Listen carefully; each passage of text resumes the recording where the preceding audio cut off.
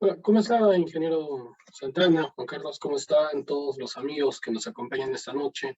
Sí, efectivamente vamos a tratar los temas concernientes a la ley de contrataciones del Estado.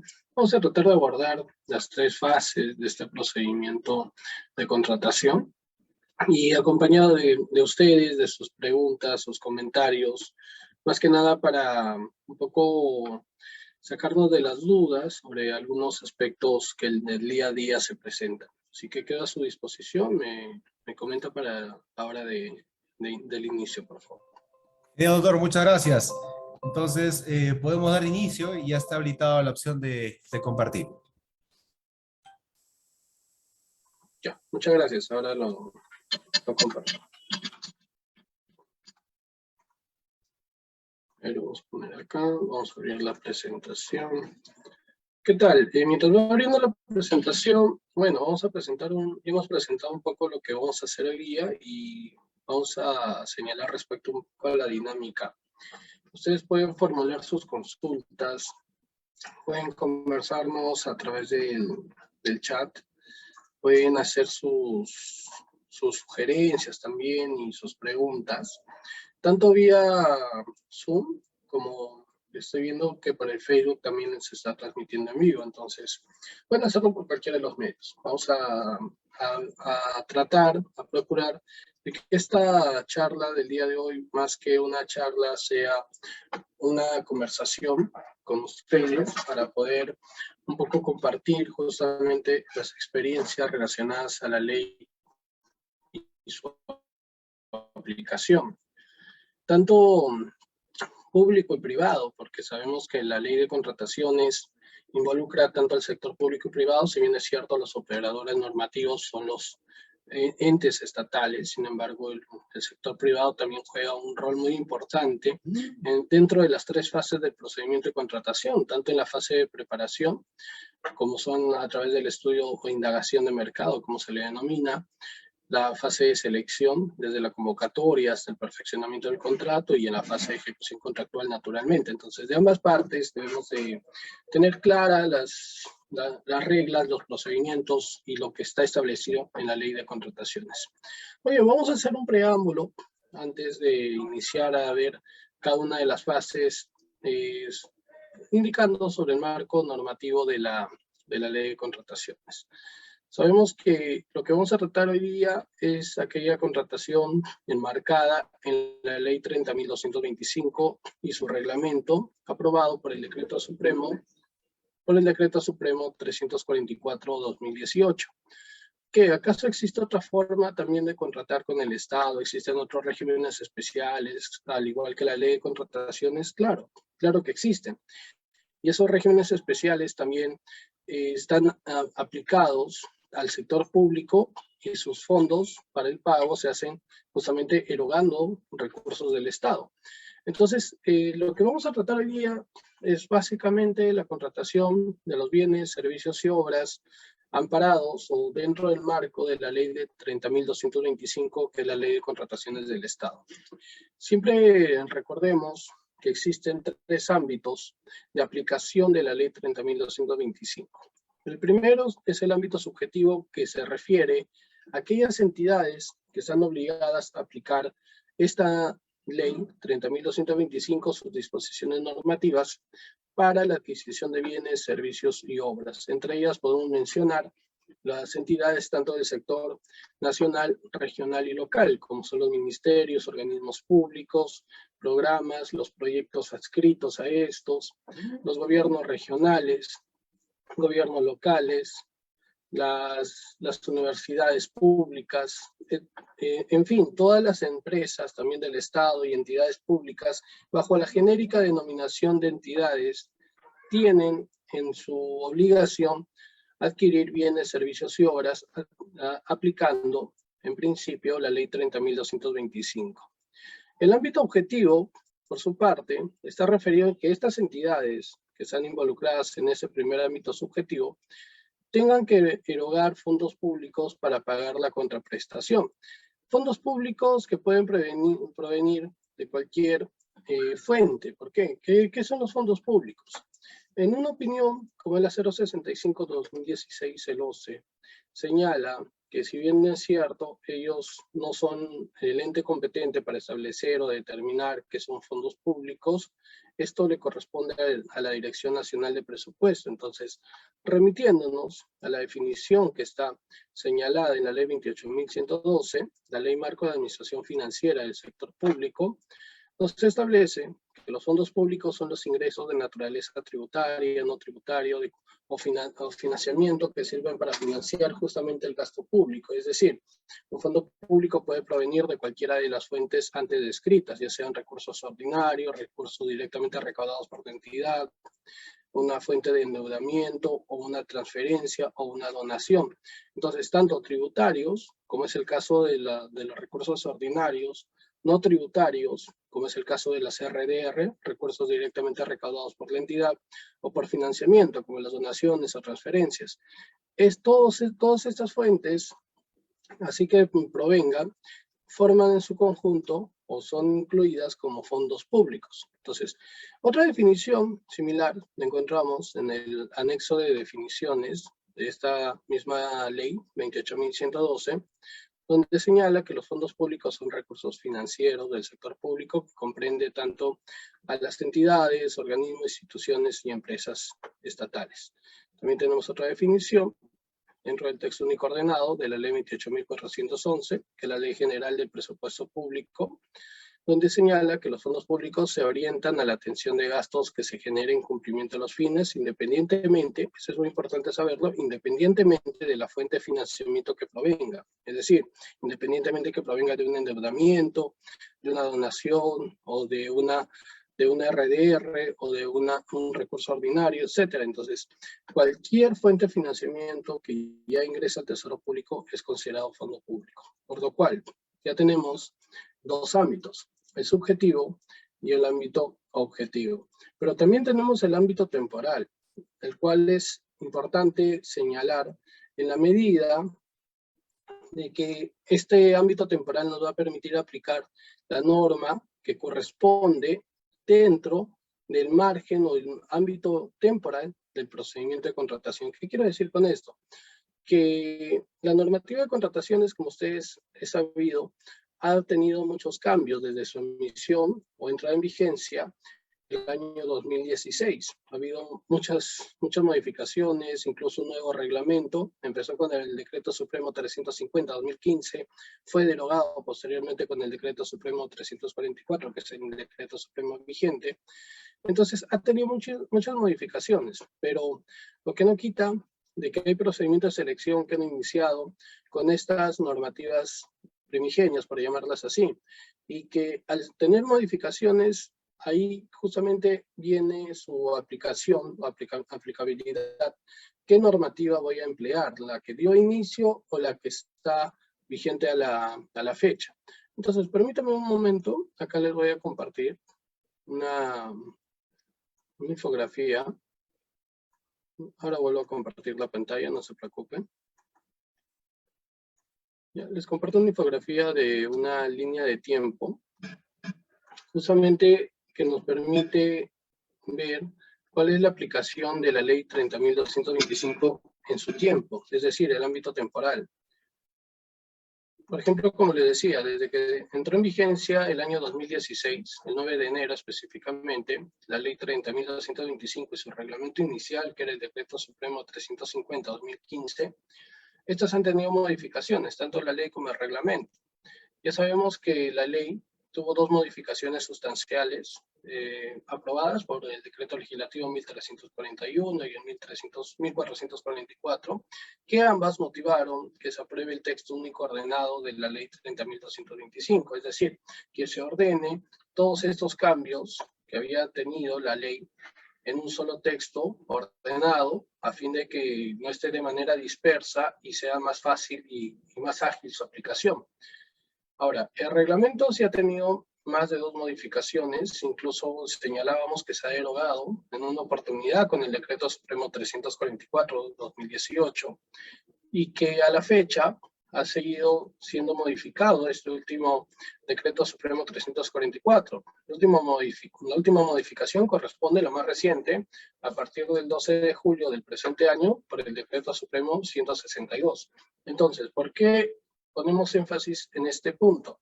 Porque estamos hablando del ámbito temporal, es decir, en función al tiempo de aplicación de la norma, cuál es el marco normativo o la base legal que voy a aplicar para un supuesto específico. Por ejemplo, si tengo un proceso de selección que ha sido declarado desierto, cuando estaba en vigencia el Decreto Supremo 168, lo que quiere decir que todavía no existía ni el Decreto Supremo 250 ni el 162, sino cuando estaba en vigencia ese Decreto Supremo, pero voy a volver a convocar una vez que ya están vigentes estos dos decretos, por ejemplo, en el mes de julio del 2021, o bueno, exagerando, ¿no? En 5 de septiembre ya, el 6 de septiembre, por esas fechas del año 2020, cuando yo entro en vigencia otro nuevo decreto supremo, que vuelve a modificar el reglamento. ¿Tengo que considerar este nuevo decreto supremo o no tengo que considerarlo para mi convocatoria? Si es una declaratoria de desierto, el OCE, en reiteradas opiniones, ha manifestado de que la declaratoria de desierto no concluye el procedimiento de selección. Entonces, las reglas aplicables y la normativa aplicable es aquella que dio inicio u origen al procedimiento. Por lo cual, no sería factible que yo pueda aplicar las reglas del Decreto Supremo 250-2020 a un proceso que ha sido declarado desierto, sino que tendría que aplicarle únicamente aquella normativa que estuvo vigente al momento de su convocatoria, que es el Decreto Supremo 168 y sus antecesores, naturalmente. Pero hasta acá sería el corte de la aplicación normativa. Ahora, distinto pasa el caso cuando es una declaratoria de nulidad, donde la declaratoria de nulidad, si es que ha sido hasta la convocatoria, como voy a volver a convocar, es decir, voy a convocar un nuevo procedimiento de selección, y la nulidad probablemente fue entre esta fecha, cuando estaba vigente el Decreto Supremo 168, pero vuelvo a convocar el 5 o 6 de septiembre, cuando ya está en vigencia una nueva modificación. En ese caso de la nulidad, como va a ser hasta la convocatoria, al volver a convocar, sí tomo en cuenta el marco legal vigente a la fecha de la convocatoria. Entonces, en conclusión, lo que podemos afirmar que siempre tomemos en la fecha de la convocatoria, tomemos en cuenta la fecha de la convocatoria. En declaratoria de desierto, sabemos que al no concluir el procedimiento de selección con la declaratoria de desierto, esta sigue vigente y se tiene que tomar las disposiciones normativas al momento de su convocatoria. Si es una declaratoria de nulidad y se va a volver a convocar, tiene que ser la normativa que está vigente al momento de su convocatoria. Por eso es importante conocer estos tres ámbitos. Entonces, haciendo un resumen, tenemos el ámbito subjetivo, objetivo y temporal. El primero de ellos, el subjetivo, referido a las entidades que están obligadas a emplear la ley de contrataciones y su normativa para adquirir bienes, contratar servicios o ejecución de obras. El objetivo, que esta contratación de bienes, servicios o obras se pague con fondos públicos. Y fondos públicos señalábamos que puede provenir de cualquier fuente de financiamiento, no necesariamente tributarias, sino también no tributarias o de financiamiento. Y la temporal, nos referíamos respecto a la aplicación de la normativa dentro del tiempo, ¿verdad? Que en el caso de una declaratoria de desierto, tiene que ser con la normativa que dio origen o inicio a ese procedimiento. Así ya existan nuevas modificaciones. Tiene que seguir prevaleciendo esta normativa. En el caso de la nulidad, al momento de la convocatoria, la normativa que esté vigente. Muy bien, sabiendo eso, identifiquemos también de que no todas las contrataciones de bienes, servicios y obras, por más que cumplan estos dos aspectos, tanto subjetivo y objetivo, se van a aplicar la Ley de Contrataciones del Estado y su reglamento, sino que el artículo 4, el artículo 5, vamos a pasar eso un poquito, el artículo 4 y el artículo 5 del texto único ordenado de la ley ha dividido en dos aspectos los supuestos excluidos de la aplicación de la Ley de Contrataciones del Estado. ¿Qué queremos decir con esto? Supuestos excluidos, donde se excluye para su contratación, es decir, no se aplica la ley de contrataciones ni su normativa para adquirir estos bienes, contratar estos servicios o incluso ejecuciones de obras. Entonces, expresamente, el artículo 4 y el artículo 5 del TUO de la ley 30.225 señala aquellas contrataciones. ¿Cuál es la diferencia entre estos dos artículos? Que el artículo 4 no son contrataciones sujetas a supervisión, mientras que el artículo 5 sí son contrataciones sujetas a supervisión del OCE. Lo que quiere decir que el OCE, las contrataciones que están incluidas en el artículo 5, las puede supervisar tanto a pedido de parte, a través de una, no le llaman denuncia, sino le llaman más que una solicitud de un riesgo de la contratación o de barrera en la contratación, que puede presentarlo un tercero, cualquier persona, cualquier ciudadano, o puede hacerlo de oficio a través de una muestra aleatoria y supervisar de oficio también este tipo de contrataciones. Entonces, veamos por qué la normativa y qué tipo de contrataciones son, que ha dividido en ambos supuestos excluidos para que uno sea sin supervisión del OCE y en el otro sujeto a supervisión del OCE. Primero veamos el artículo 4. Voy a apagar un rato la cámara porque me sale inestable el internet, para que no se pueda ir la imagen. Espero que el audio esté correcto. Bueno, vamos a ver. En el artículo 4 se desarrollan los supuestos excluidos que no están sujetos a supervisión del OCE. Entre ellos tenemos, primero, los contratos bancarios o financieros, que estos provienen de un servicio financiero. Es decir, estos tienen que ser contrataciones donde no sea, por ejemplo, la contratación de un seguro, ni de un arrendamiento financiero, sino tendría que ser, por ejemplo, una operación bancaria como la apertura de una cuenta para la entidad, donde no necesariamente o no se va a requerir la aplicación de la ley de contrataciones del Estado. Pero si es que la entidad va a contratar, por ejemplo, un seguro contra todo riesgo para los almacenes de la entidad o para los servidores de la entidad, en ese caso se aplica la ley de contrataciones, naturalmente. Este tipo de contratos solamente incluye a todos los servicios accesorios o auxiliares a un servicio de naturaleza financiera. No incluye a los servicios de seguros ni tampoco de arrendamiento financiero. Otro tipo de contratación, tenemos las contrataciones que realicen los órganos de servicio en el exterior de la República, el que tienen acá. Estos son exclusivamente para su funcionamiento y gestión, que está fuera del territorio nacional. Estamos hablando, por ejemplo, de las embajadas que están en el ámbito internacional, están fuera del territorio nacional. Tenemos, en otro supuesto, las contrataciones realizadas por el Ministerio de Relaciones Exteriores, ¿no? Que estos son para atender, por ejemplo, la transmisión de mando, para atender las cumbres internacionales que han sido previamente así declaradas de interés nacional, y eventos que sean conexos donde va a haber participación de jefes de Estado, jefes de gobierno, así como de personas designadas o comisionados, siempre que tales contrataciones, se encuentren dentro del umbral de los tratados o acuerdos internacionales. Entonces, cuando hay una toma de mando, por ejemplo, o hemos tenido la PEC, hemos tenido las cumbres internacionales, ese tipo de contrataciones, tanto para la decoración, los servicios de transporte, de alimentación, hospedaje, entre otros que se requieran, no se emplea la ley de contrataciones del Estado, sino son contrataciones que están excluidas del ámbito de aplicación de la ley de contrataciones. Sin perjuicio de ello, eso no significa que no se pueda adaptar algunas figuras legales de la ley de contrataciones a este tipo de contratación, como por ejemplo la aplicación de penalidades, entre otras. Las contrataciones de notarios públicos para aquellos actos que están sujetos a la ley de contrataciones necesarios para que ejerzan las funciones previstas en la ley de contrataciones, en la normativa. Ustedes me dirán, pero profesor, es que ya no hay actos públicos, entonces ¿para qué se requerirían notarios? Bueno, es natural el cuestionamiento, pero el notario no solamente participa en los actos públicos. Actualmente, cuando un proceso o un contrato de ejecución de obra se resuelve o se declara nulo, tiene que haber una constatación física y se requiere necesariamente por ley la presencia de un notario.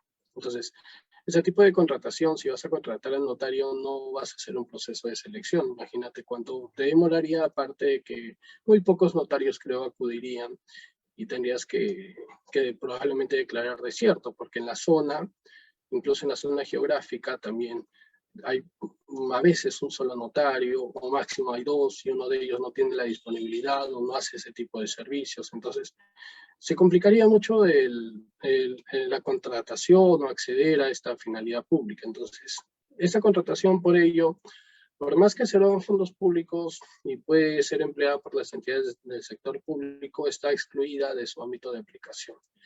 Tenemos también, por ejemplo, el servicio brindado por árbitros, conciliadores y también miembros de la Junta de Resolución de Disputas. Acá en el ETC agregaríamos eso. Naturalmente, estos no pasan por un proceso de selección, sino que son designados de acuerdo a la directiva correspondiente, en el caso de la JRD, en el caso de los arbitrajes, de acuerdo al reglamento y a las normas de cada centro en la designación, y la designación se hace por cada parte, entonces no pasa por un proceso de selección. Asimismo, tenemos las contrataciones de acuerdo a un organismo internacional o sus exigencias y procedimientos específicos. Eso es cuando deviene o deriva de una operación de endeudamiento externo o una donación ligadas a dichas operaciones, donde el organismo internacional realiza su propio procedimiento o hace el procedimiento de selección según sus propias reglas. Tenemos otro tipo de contratación de locadores de servicios complacientes de directorio a tiempo completo, la compra de bienes por remate público, las APPs. Estas están fuera del ámbito de aplicación naturalmente porque aparte de que la naturaleza puede ser una APP tanto pública-privada o solamente privada, donde el Estado no interviene, o mixta, la APP tiene su propio marco regulatorio. Entonces, está fuera del ámbito de aplicación de la norma porque su naturaleza y su forma de contratación también es distinta. Y otro tipo de contrataciones que se sujetan a regímenes especiales, como es el caso de la reconstrucción con cambios, por ejemplo, o cuando hubo los panamericanos, donde tiene también su propio procedimiento de contratación, su propio mecanismo de contratación. Entonces, este tipo de contrataciones están fuera del ámbito de aplicación de la normativa de contratación pública, pero no están sujetos a supervisión. Los que están sujetos a supervisión y que también están fuera del ámbito de aplicación de la norma de contrataciones, las más comunes y conocidas son las contrataciones iguales o menores a 8 UITs, ¿no? Que en el anteproyecto se busca elevarlo a 15 UITs. Bueno, esto por darle flexibilidad y dinamismo también a este tipo de compras, que son un monto más o menos no tan comprometedor para la entidad. Sin embargo, eso no dista de que se deba de guardar también la cierta conducta ética y procedimental en su contratación. Entonces, las contrataciones menores iguales a 8 UITs para bienes, servicios u obras están fuera del ámbito de aplicación de la norma, pero sujetas a supervisión del OCE. Por eso es que también existe la obligación, de acuerdo a la directiva número 3, 2020, número 3, 2020, que establece los lineamientos sobre el registro de información en el SEACE, de su registro en el SEACE de manera mensualizada. Eso para apoyar, ayudar, coadyuvar a la buena práctica de transparencia y rendición de cuentas. Entonces, las contrataciones menores a 8 UITs no están sujetas al ámbito de aplicación de la norma. Sin perjuicio de ello, reiteramos de que eso también no dista que se pueda emplear algunas figuras legales de la ley de contrataciones, como es el caso de aplicación de penalidades, plazos para el pago, plazo para la conformidad y procedimiento, entre otros, que son propios de la ley de contrataciones del Estado.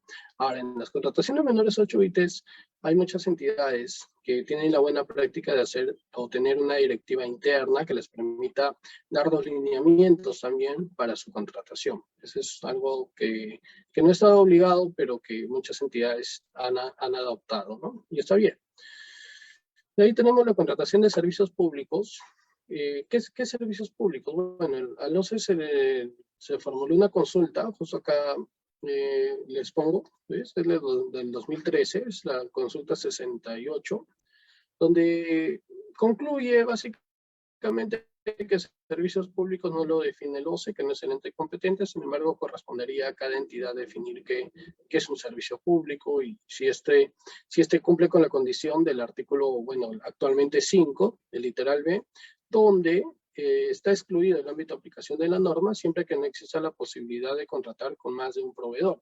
¿Qué tipo de servicios públicos? Electricidad, agua, desagüe. Ahora el Internet también es un servicio público, entre otros, que así lo califica la entidad. Siempre y cuando, pero, que no exista la posibilidad de contratar con más de un proveedor, porque si caso contrario ya tenemos la posibilidad de contratar con más de un proveedor, ya no estamos hablando de este supuesto excluido, sino de un proceso de selección. Ahí tenemos los convenios de colaboración, ya sea suscrito entre entidades, ¿no? El convenio de colaboración es suscrito entre entidades siempre que se brinden los bienes y servicios propios de la función que por ley les corresponde. Como en estos servicios de colaboración, su denominación lo dice colaboración, no va a haber o no se va a erogar fondos públicos, pierde justamente el ámbito de aplicación objetivo, que es la aplicación o el pago o retribución con fondos públicos. Por tal sentido, no está dentro de su ámbito de aplicación de la normativa. Ahí tenemos la contratación con proveedores no domiciliados en el país. Esto siempre y cuando la mayor cantidad de las prestaciones se va a realizar en el exterior, la mayor cantidad o mayor valor de las prestaciones se sustente también bajo este ámbito la imposibilidad de contratar con algún proveedor dentro del territorio nacional. Ahí tenemos la contratación del Estado, de Estado a Estado, como le denominamos, ¿no? El Estado peruano con otro Estado, que esa contratación actualmente está siendo empleada básicamente para la ejecución de obras, pero también se puede emplear para la contratación de servicios que son complejos, de naturaleza compleja. Con organismos internacionales o estados cooperantes. ¿Te acuerdan? Hace un momento hablábamos en el supuesto excluido, perdón, del artículo 4, sobre las prestaciones que se dan con un organismo internacional o cooperante siempre que provengan de un endeudamiento o donación. En ese caso pasa algo similar, sino que en la contratación se va a realizar de acuerdo a las exigencias o procedimientos específicos de una organización internacional, también estados o entidades cooperantes, como lo señala ahí, siempre que se deriven de donaciones efectuadas por estos organismos y siempre que estas donaciones tienen que representar por lo menos el 25% del total de las contrataciones involucradas en el convenio que se suscriba para dicho efecto. Entonces, esa es un poco la diferencia con el otro supuesto del artículo 4. Disculpa, sabe un poco. Vale. Bueno, entonces, como vemos, aquí tenemos los supuestos excluidos. Como hemos visto, no toda contratación de bienes, servicios u obras, por más que lo tengamos dentro del ámbito subjetivo y el ámbito objetivo, se aplica a las disposiciones de la Ley de Contrataciones del Estado, sino que por su propia naturaleza, propia coyuntura, e incluso la especialidad de la norma, como es el caso de las APPs, estas están fuera del ámbito de aplicación de la normativa de contratación pública. Acá, algunas opiniones referidas al ámbito de aplicación y sus supuestos excluidos. Muy bien. Ahora, sin perjuicio de ello, de que estas contrataciones o las que están dentro del ámbito de aplicación de la norma, estas del artículo 4 y 5 no se aplica la ley, tienen que aplicarse siempre los principios que rigen la ley de contrataciones del Estado, ya sea bajo un supuesto excluido, sea una contratación que está dentro del ámbito de aplicación de la norma, siempre los servidores y quienes intervengan en el procedimiento de contratación tienen que aplicar los principios que rigen las contrataciones del Estado. Entre ellos tenemos, por ejemplo, el principio de libertad de concurrencia, de igualdad de trato, de transparencia, de publicidad, de equidad, de integridad, de competencia, eficiencia y eficacia, vigencia tecnológica y sostenibilidad ambiental y social. Estos son los principios enmarcados en el ámbito de la ley de contrataciones. Veamos, por ejemplo, con una pregunta. ¿Cuál no corresponde a un principio de la ley de contrataciones? hay que señalar que el principio de moralidad no lo establece la ley de contrataciones, o no lo regula como tal en sí, sino lo que regula es el principio de integridad, bajo el cual cualquier partícipe en el proceso de selección tiene que actuar siempre llevado de la honradez, de la transparencia y rectitud. Y en el caso de ser testigo o conocer de un hecho ilícito o irregular, comunicarlo de manera inmediata a las entidades competentes. Pero el principio de moralidad no lo regula como tal, sino el de integridad. Ahora, el principio de equidad sí lo regula el artículo 2 de la Ley de Contrataciones, aplicado a la ejecución contractual, básicamente, donde a través de la equidad lo que se busca es que las prestaciones y derechos de los contratantes guarden determinada razonabilidad y equivalencia y proporcionalidad. Es decir, la entidad no pague menos de manera injustificada en base a cualquier argumento injustificado, le paguen menos al contratista. Y el contratista, a su vez, no preste bienes o servicios en menor cantidad o calidad a la que se ha ofertado y la que se ha ofrecido y pactado en el contrato. Entonces tiene que haber un balance equitativo proporcional entre las partes. Pero acá no sería la respuesta, ¿no? Por de moralidad. Eficiencia y transparencia. Cabe señalar que la normativa regula la eficiencia y eficacia como principio. No solamente la eficiencia, sino que podríamos decir, pero terminan siendo lo mismo. En frío sí, terminan siendo lo mismo porque ambos se busca lograr el resultado, pero entre la eficiencia y eficacia, si bien es cierto la eficacia, lo único que pretendes es lograr el resultado, la eficiencia es hacerlo optimizando el mayor alcance de los recursos disponibles. Entonces, en todo proceso de contratación, todo proceso de contratación, las decisiones que se adopten en su ejecución deberán de orientarse en tal caso al cumplimiento de los fines, metas y objetivos de la entidad. Y acá se busca de que se privilegie más el resultado a las formalidades a veces no esenciales. ¿Dónde encontramos, por ejemplo, el principio de eficiencia y eficacia? Cuando queremos incluso nosotros argumentar la conservación de un acto administrativo con la finalidad de que por temas formales no se retrotraiga o se tenga que volver a empezar con el procedimiento. Entonces, la eficiencia y eficacia es un principio regulado, no solamente eficiencia. La transparencia es un principio que está regulado en la ley de contrataciones, en el artículo 2, bajo el contexto de que ese principio demanda de que la documentación que sea transparente tiene que ser clara, coherente, objetiva, entendible por todos los que tengan conocimiento o quieran acceder a esta. Lo que quiere decirnos de que no deben de contener incongruencias, no deben de contener borrones, o debe de estar de manera legible y completa toda la documentación que se transparenta. Por ello, las entidades deben de proporcionar esta información, tienen el deber de proporcionar esa información clara y coherente bajo el principio de transparencia. En ese caso, la C, principio de eficiencia y eficacia, sostenibilidad ambiental y social, también es otro principio.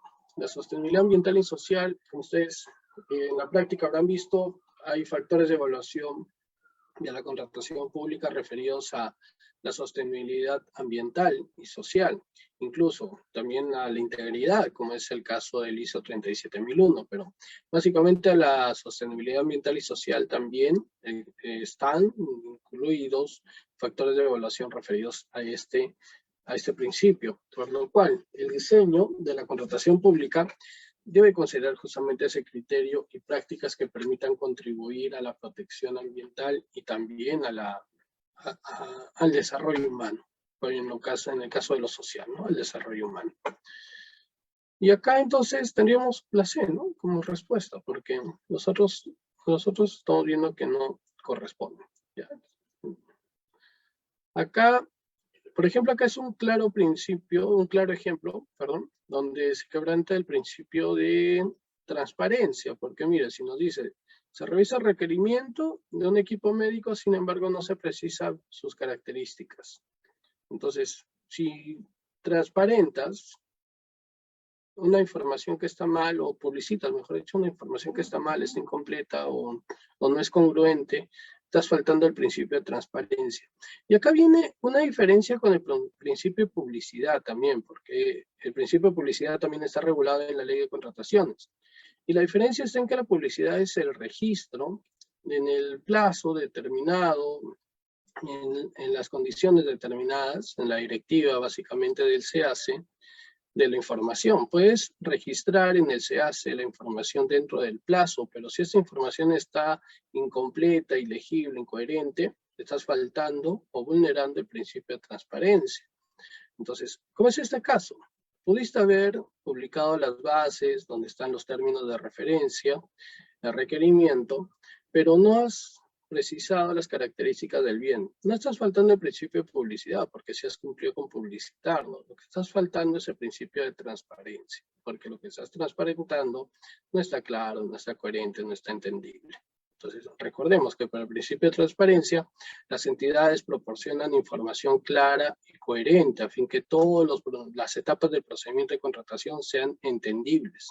Entonces, en este caso, estás vulnerando la transparencia. Al igual que en este ejemplo, ¿no?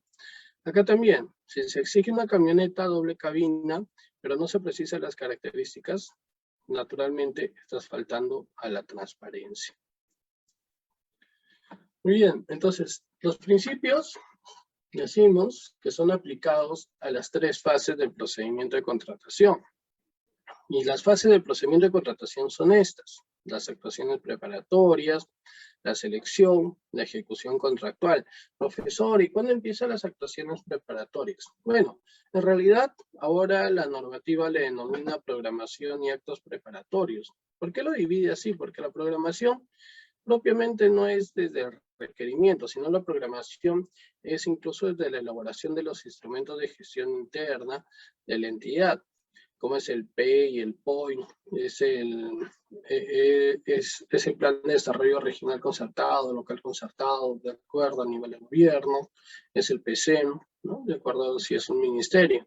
Entonces la programación, pero formalmente, los actos preparatorios en sí, va a iniciar a partir del pedido formal del área usuaria a través del requerimiento.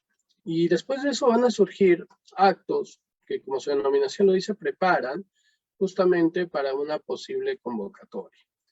Posible convocatoria porque antes de eso puede suceder muchas cosas y no se llega a convocar, pues, para una convocatoria, ¿no? Que con este acto de convocatoria justamente se inicia la fase de selección.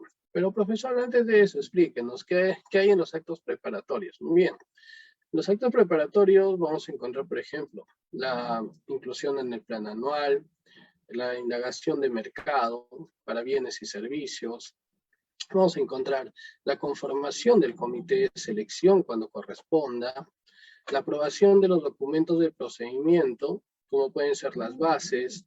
Vamos a encontrar la aprobación de los documentos, y con eso ya la aprobación del expediente de contratación también, y la aprobación de la certificación, ¿no? La certificación o previsión según corresponde. En estas fechas ya muchos estamos buscando previsión cuando ya pasa el siguiente año o ejercicio fiscal, ¿verdad?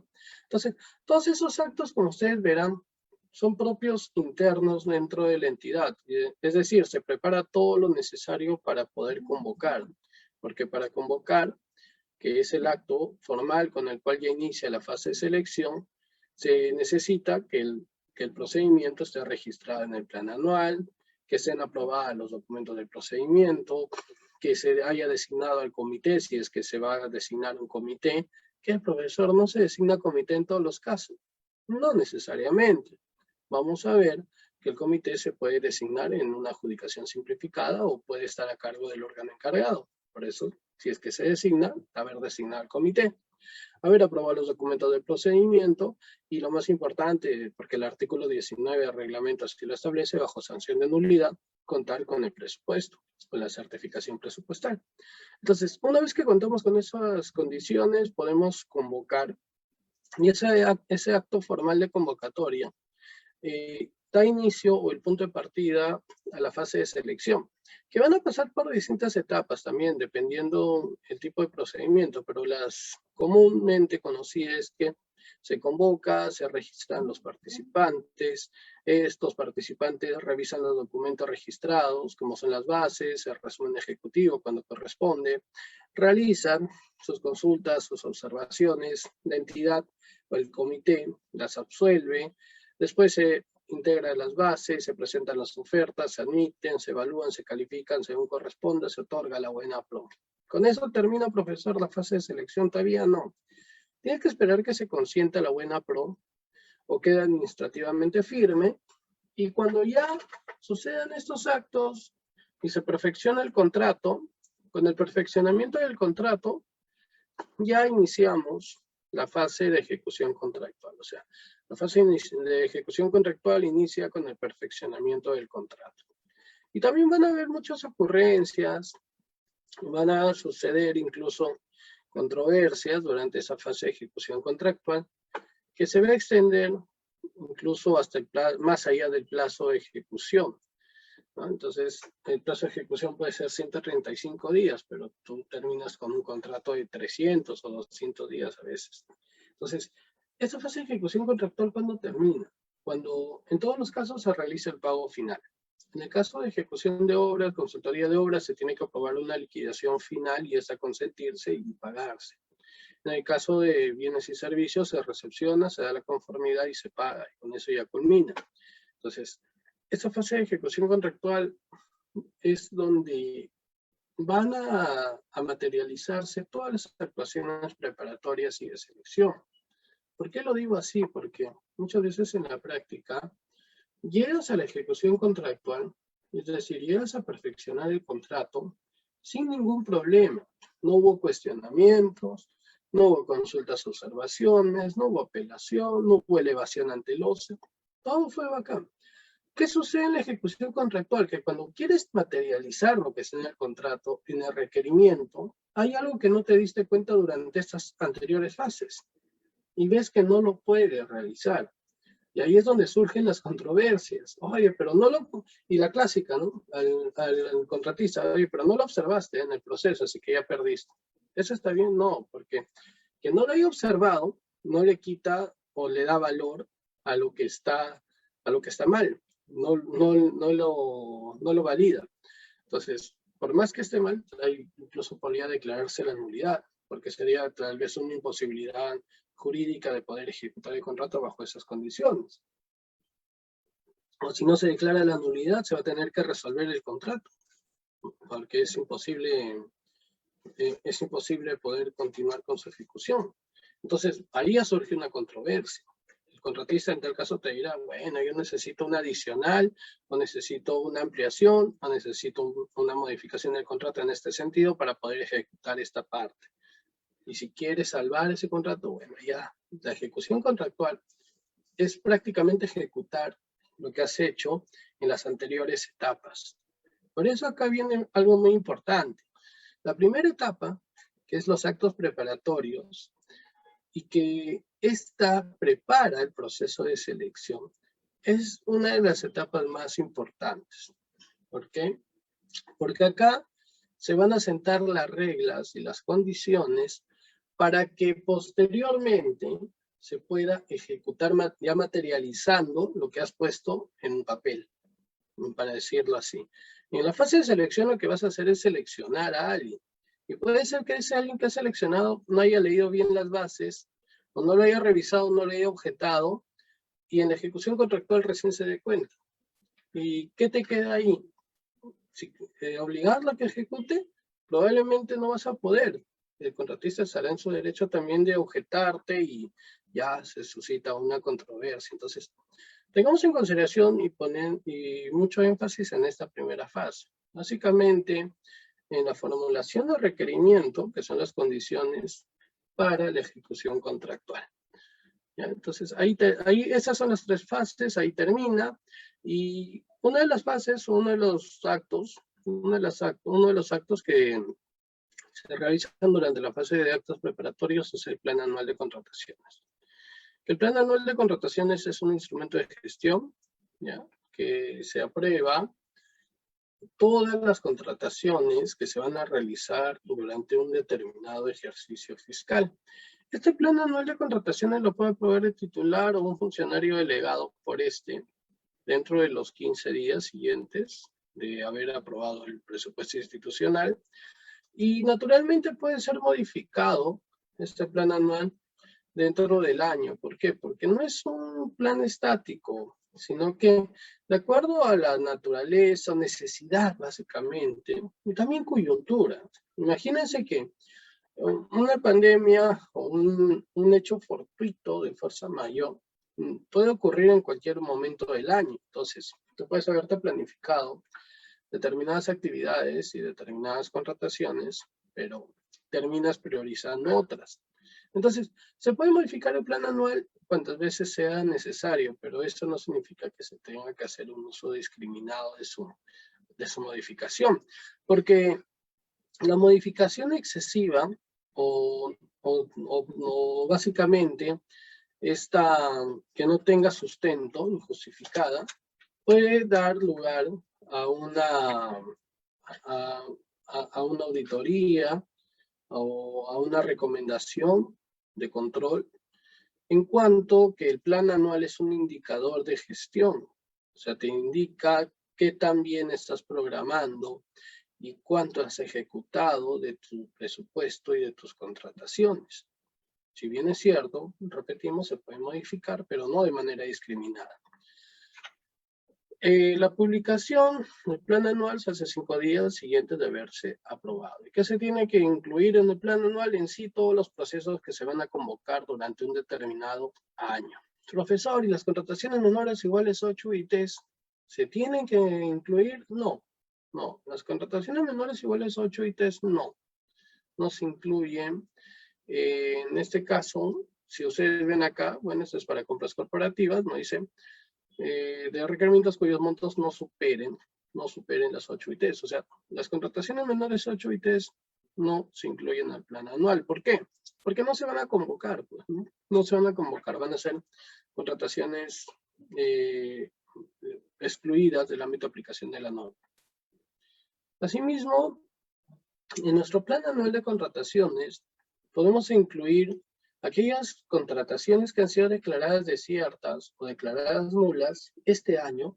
Lo podemos incluir al próximo año siempre y cuando existan ciertas condiciones.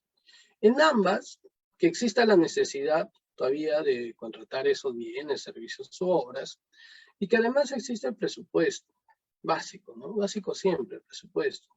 Y en el caso de la declaratoria de nulidad, de esos procesos que han sido declarados este año y quieres incluirlo en tu próximo plan anual, tiene que haberse declarado hasta los actos preparatorios, necesariamente, ¿ya? Esa es la condición para los procesos que hayan sido declarados nulos y lo que los vas a incluir en tu próximo plan anual. En el caso de desierto, solamente quedan con las dos condiciones indicadas, que exista la necesidad y que exista el presupuesto. Ahora, como ustedes notarán, por otro lado, también hay algunas de las contrataciones que hemos hablado del artículo 4, del artículo 5, que son contrataciones excluidas del ámbito de aplicación de la norma, se tienen que incluir al plan anual, como es el caso, por ejemplo, de los convenios de colaboración, que están en el artículo 5, ¿verdad? O acá también lo tenemos, por ejemplo, el literal F del artículo 4, que son las contrataciones con organismos internacionales.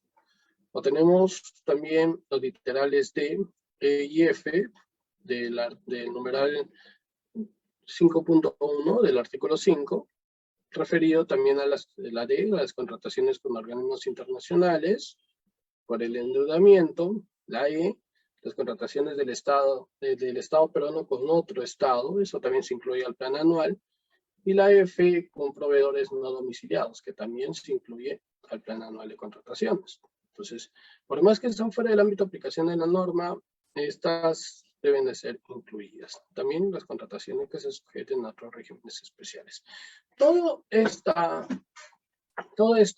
ese contenido del plan anual lo encontramos en la directiva número 2, 2019, que dicta los lineamientos para la elaboración e inclusión del plan anual de contrataciones. Bueno, esto ya lo decíamos, solamente para incluir